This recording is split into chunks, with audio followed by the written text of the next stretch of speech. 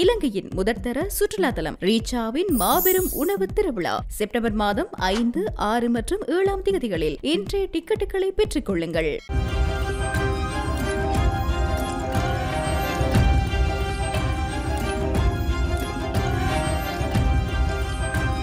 மீண்டும் மற்றொரு நிஜக்கண் வாயிலாக சந்தித்திருக்கின்றோம். குற்றப்புலனாய்வு திணைக்களம் சுமார் 60,000 முறைப்பாடுகளால் நிரம்பி வழிவதாக பொது பாதுகாப்பு அமைச்சர் ஆனந்த் விஜயபால தெரிவித்திருக்கின்றார். இவ்வளவு பெரிய எண்ணிக்கையிலான முறைப்பாடுகளை கையாள்வது திணைக்களத்திற்கு கடினமாக இருப்பதால் குற்றப்புலனாய்வு திணைக்களத்துக்கு வரும் முறைப்பாடுகளின் எண்ணிக்கையை குறைப்பது குறித்து அரசாங்கம் பரிசீலித்து வருவதாக அவர் குறிப்பிட்டிருக்கின்றார்.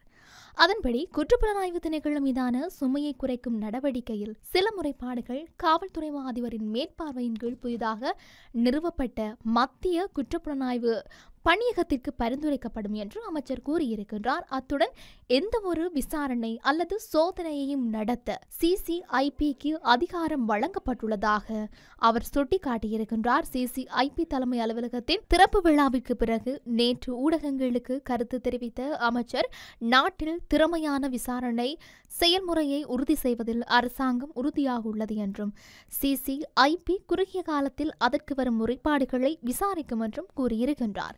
இதேவேளை காவல்துறையில் ஏராளமான கட்டமைப்பு மாற்றங்களை செய்ய அரசாங்கம் முடிவு செய்துள்ளதாகவும் குற்றப்புலனாய்வு பணியகத்தை நிறுவுவது அத்தகைய மாற்றங்களில் ஒன்றாகும் என்றும் அமைச்சர் வலியுறுத்தியிருக்கின்றார். மேலும் குற்றப்புலனாய்வில் நிலுவையில் உள்ள முறைப்பாடுகள் சிசிஐபிக்கு பரிந்துரைக்கப்படுமா என்று கேட்டபோது, ஐஜிபி முடிவு செய்தால் சில முறைப்பாடுகள் சிசிஐபிக்கு பரிந்துரைக்கப்படும் என்றும் மக்கள் இப்போது நேரடியாக சிசிஐபிக்கு முறைப்பாடு அளிக்கலாம் என்றும் அவர் கூறியிருக்கின்றார். மேலும் காவல்துறையில் 28,000 காவல்துறையினர் பற்றாக்குறை உள்ளது. மேலும் இந்த ஆண்டு 5,000 காவல்துறையினரையும் அடுத்த ஆண்டு மேலும் 5,000 காவல்துறையினரையும் நியமிக்க அரசாங்கம் முடிவு செய்துள்ளதாகவும் அமைச்சர் தெரிவித்திருக்கின்றார்.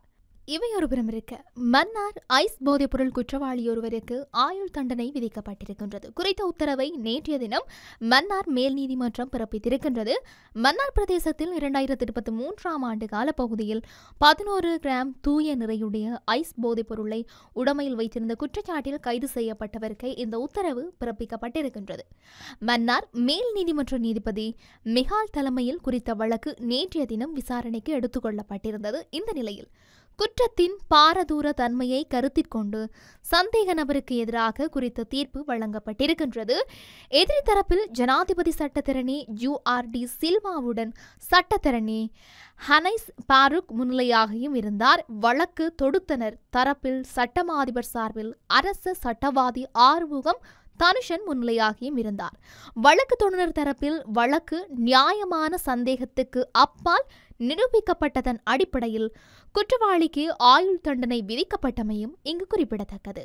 தொடர்ச்சியாக செம்மணி மனித புதைகுழி விவகாரத்தில் அரசு தலையிடாது, ஆனால் காவல்துறை விசாரணைகள் மற்றும் நீதிமன்ற நடவடிக்கைகளுக்கு தேவையான வசதிகள் அனைத்தும் செய்து கொடுக்கப்படும் என்று அமைச்சரவை பேச்சாளர் அமைச்சர் நளிந்த ஜெயதிச தெரிவித்திருக்கின்றார். நீதிமன்றத்துடன் தொடர்புடைய விவாதத்தில் அரசின் தலையீடு தேவையற்றதாகும் என்று அவர் மேலும் சுட்டிக்காட்டியும் இருக்கின்றார். கொழும்பில் உள்ள அரசு தலைவர் திணைக்களத்தில் நேற்றைய தினம் 4ஆம் தேதி நடைபெற்ற அமைச்சரவை தீர்மானங்களை அறிவிக்கும் ஊடகவியலாளர் மாநாட்டில் செம்மணி மனித புதைகுழி தொடர்பில் இலங்கை மனித உரிமைகள் ஆணைக்குழு வெளியிட்ட அறிக்கை குறித்து அமைச்சர் இவ்வாறு குறிப்பிட்டிருக்கின்றார். இதுகுறித்து அவர் மேலும் குறிப்பிடுகையில், செம்மணி மனித புதைகுழி தொடர்பில் நீதிமன்றம் நடவடிக்கை இடம்பெற்று வருகின்றன. எனவே அதனுடன் தொடர்புடைய விடயங்கள் நீதிமன்றத்துக்கே அறிவிக்கப்படும். நீதிமன்றம் சுயாதீனமான நிறுவனமாகும் என்பது அனைவராலும் ஏற்றுக்கொள்ளப்பட்டது. எனவே நீதிமன்ற நடவடிக்கைகளுக்கான வசதிகள் அரசால் ஏற்படுத்தி கொடுக்கப்பட்டிருக்கின்றன. குறிப்பாக விசேட குழு ஒன்றினால் அதற்குரிய நடவடிக்கைகள் எடுக்கப்பட்டிருக்கின்றன. மறுபுறம் காவல்துறை விசாரணைகளும் இடம்பெற்று வருகின்றன. நீதிமன்றத்துக்கு அறிவிக்குமாறு அதற்கான தினம் ஒதுக்கப்பட்டிருக்கின்றது. அவற்றுக்கு நாம் இடமளித்திருக்கின்றோம். அதற்கமைய அந்த விவகாரத்தில் நியாயமான செயற்பாடுகள் இடம்பெற்று வருவதாக நம்புகின்றோம் என்று சொல்லியும் அவர் தெரிவித்திருந்தார். செம்மணி மனித புதைகுழி தொடர்பில் இலங்கை மனித உரிமைகள் ஆணைக்குழு வெளியிட்டிருந்த அறிக்கையில் செம்மணிக்கு சுயாதீன விசாரணை பொறிமுறையை நிறுவுமாறு பரிந்துரைக்கப்பட்டுள்ளதுடன் சர்வதேச நிபுணத்துவத்தின் அவசியமும் வலியுறுத்தப்பட்டமை இங்கு சுட்டிக்காட்டத்தக்க ஒரு விடயமாகவே இருக்கின்றது. இவையொருபுறம் இருக்க, ஜனாதிபதியினால் நியமிக்கப்பட்ட எரிசக்தி அமைச்சர் தலைமையிலான காற்றாலை அமைக்கப்படும் பகுதிகளைச் சேர்ந்த மக்களின் கருத்துக்களை அறிந்து கொள்வதற்கான குழு மன்னார் மாவட்டத்துக்கு வருகை தந்திருக்கிற நிலையில மன்னார் மாவட்ட மக்கள் 35வது நாளாகவும் தொடர் போராட்டத்தில் மன்னார் மக்கள் ஈடுபட்டு வருகின்றார்கள். இன்றைய தினம் வெள்ளிக்கிழமை மன்னார் பிரதான சுற்றுவட்ட பகுதியில் ஒன்று திரண்ட நூற்றுக்கணக்கான மக்கள் காற்றாலை, கனியமணல் போன்ற அழிவு திட்டங்கள் மன்னார் மாவட்டத்துக்குள் இனியும் வேண்டாம் என்று ஒருமித்த குரலுடன் போராட்டத்தில் ஈடுபட்டு வருகின்றார்கள்.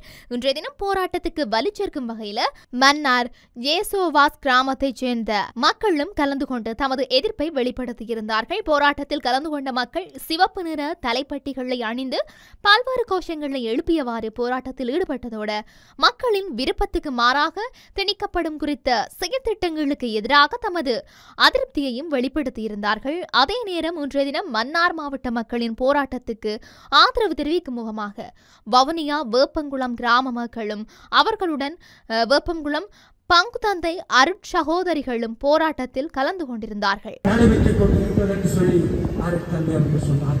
எவ்வளவோ விதமாக கேட்டுக்கொண்டோம். ஆனால் நீங்கள் எதிர்த்து நின்றுங்கள், உங்களோடு நாங்கள் இருக்கிறோம், அமைப்புகள் இருக்கிறது.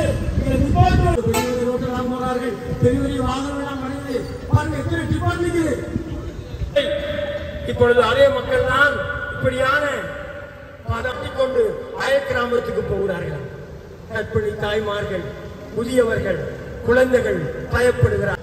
ஒப்பாரி பாடுகிற சட்டம் மக்களை அங்கே இருக்க விடவில்லை. அயல் கிராமத்துக்கு நாங்களும் அந்த மக்கள் போல அற்ப சொற்ப சதைகளுக்கு சோழைமுகமாக இருந்தால் நாளைக்கு நாடு வேணும். எங்களுடைய மண், எமது மண், எங்களுடைய மண்ணிலே எங்களுடைய பிள்ளைகளும் ஓய மாட்டோம், தொடர்ந்து போராடுவோம் என்று வாழ்த்துக்கள் கூறி இன்றைய குழுவினுடைய சார்பிலே வணக்கம் கூறி விடைபெறுகின்றேன். நன்றி, வணக்கம். இப்போது ஆசிரியர் ஹான்சி அவர்கள் தன்னுடைய அனுபவ பயிர்வை மேற்கொள்வார்.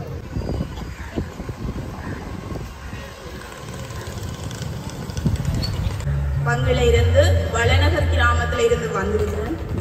எங்களோட கிராம சிறிய ஒரு கிராமம் தான்.